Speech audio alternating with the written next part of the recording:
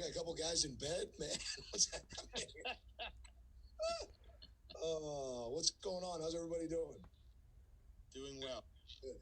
Not as good as you, though. You guys have really stepped up the first 3 good weeks of the season. Yeah, they're playing hard, Jerry. I mean, I'm proud of how hard they're preparing, and to be honest with you, how hard they're critiquing themselves and taking criticism. And this is where we've gotten to, and we still got things to accomplish without a doubt. Obviously, it's early in the season, but this was something that a few years ago, I believed, if given the opportunity to develop, that we had a chance with this group to be pretty special. And obviously, they've taken advantage of some opportunities, and hopefully this week against NC State, we can have a good performance again. But I know we got our hands full with this group in the Wolfpack. What do you remember about recruiting Deslin? I know he was committed to NC State. I mean, what would you guys kind of do to get him to jump ship? Well, timing-wise, he was actually here when I got here, but I knew Deslin because he's a South Florida guy, and obviously I've recruited there a long time and was at Florida Atlantic when he was coming out. But honestly, I'd be speaking out of turn if I talked about what happened from that standpoint. Charlie, can you talk a little bit about your conversations with Jalen before and during the time he decided to opt out? Sure. As you know, he made a decision that he felt was best for his family. And, we talked to him about the pros and cons of either direction that he could go, staying or opting out. And because obviously any decision anybody makes, there's pros and cons either way. So we just tried to guide him on the risks of staying compared to the risks of going, and the benefits of staying compared to the benefits of going. And, at the end of the day, there's no love lost from Pitt to Jalen, and I believe that's the truth going the other way. Obviously, would love a chance to coach Jalen again this year. It'd been a lot of fun to have him with us, but, I'm proud of the guys that have stepped into, having more opportunity and having a bigger role this year than if Jalen was still here. It's kind Charlie, go ahead, Jim. It's been fun to watch Jalen Twyman. He tweets during the games, and one of the comments he made this week, it's when after Kalijah had a big play, he said, "It's just me and a different number." I mean, are their games pretty similar? There are some similarities, but Jalen wouldn't like to hear this, but there are some things that Jalen did better than Kalijah. There are some things that Kalijah has the ability to do better than Jalen. So their games are different. There's certainly some things that are similar, but there's definitely two kids that have. Obviously, Jalen's game had come a long way holistically, and Kalijah's still working on the entirety of his game. But everyone's starting to see that he can be pretty explosive and special as we move forward. Charlie, do you think you've gotten the room to a point where there's an expectation? So when young guys come in, they know that where they have to step to, if you understand what I'm saying, like you've gotten it to that level? I do, and you see daily examples of it. One of them, and I'm not going to mention names of young guys who went through some of these moments, but, as the young guys came in, one of them showed up to the practice field as he wasn't late, but as the clock was ticking down, and as I was getting ready to go over and say, that's not how we do things, there was 7 or 8 of the D linemen letting him know that. Any drill work we're doing, any skill work we're doing, there's a demand on the attention to detail on why we're doing what we're doing. If a young guy floats, he's being held accountable by players oftentimes before I need to. And it takes time to get to that. It takes guys who have developed through this system. It was harder and I love Folston, right? And I love those guys that have been through here and graduated, but we just weren't together long enough where they completely understood what I was trying to get done each and every day. And because they're holding these young guys so accountable, I think these young guys are going to benefit and then therefore develop faster because of it. Charlie, you go pretty far back with Dave Doran, going back to Drake. How did, as a player though, even before that, how did a guy from Florida get to Drake to play football? That's a good question. So signing day came and went for me. I'm probably 5'10" and a half with cleats on. As I was trying to figure out where I was going to go, I knew I wanted to play football. They have what's called a small college fair down in South Florida, where after signing day, a lot of the smaller divisions come down and kind of go through a recruiting fair. And I was immediately endeared to Drake because I'm very comfortable in a city, and it's right in Des Moines, which is a sizable city, pretty comparable in size to Pittsburgh. So that attracted me right away. And then the level of degree, the level of academics, I thought a degree from there would carry some weight, even though I didn't quite know what I wanted to do yet. So the combination of those things is how I ended up traveling so far. But Drake, thankfully, was one of the schools that ended up coming down to South Florida for that post-signing day small college fair that they still do to this day, and gives a lot of kids opportunity to play football and go to college.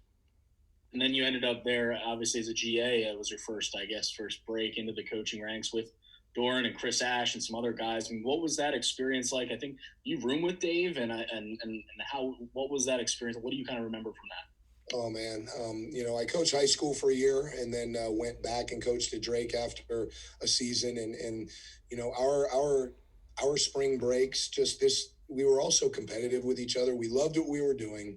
We were having a ton of fun, the same way I think anyone in their early 20s would have fun. But our spring breaks, we would pick a highway, and then so we picked I-35 one year, and we figured out who was in spring ball. And we would just cold call the office and say, can we come watch practice? And can we sit in on as many meetings as you'll let us sit on? We were just hungry to learn. I met Phil Bennett when he was at TCU. We went, one year we went, trying to remember, Oklahoma State, Oklahoma, TCU. We just kept working our way down I-35.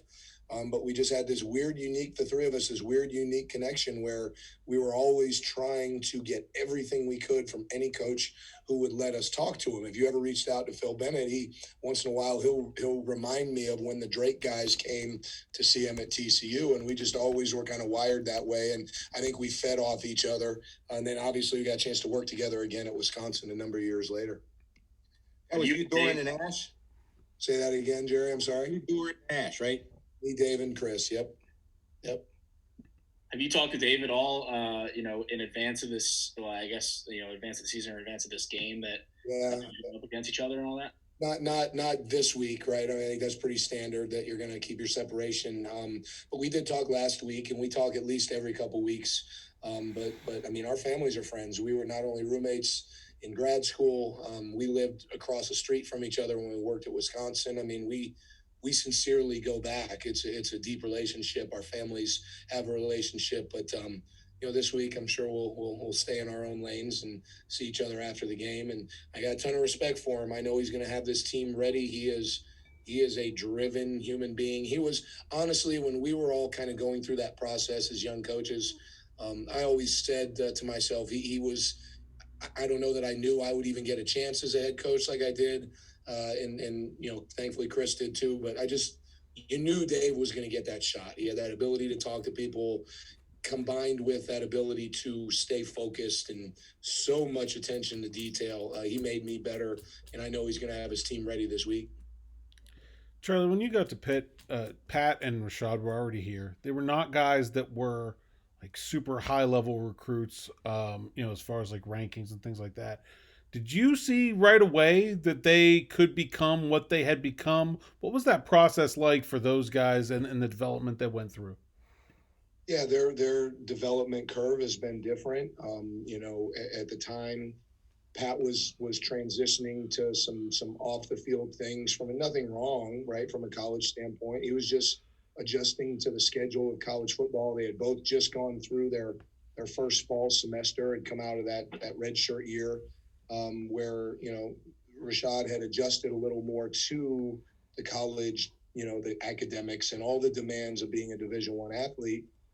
So at the time, Weaver, I think, because he had all that in control, that's where you felt Weaver a little bit more in what was a losing track years 2018, right? So then Pat, I'll never forget it, as he got his things in order, and I do believe they are symmetric. They do work together. There's a synergy.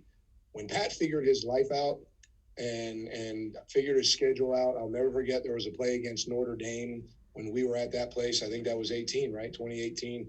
And he didn't make the tackle, but he had a play with some fundamentals. And I think you guys know I love fundamentals. It's boring to those that don't love line play, and that's okay.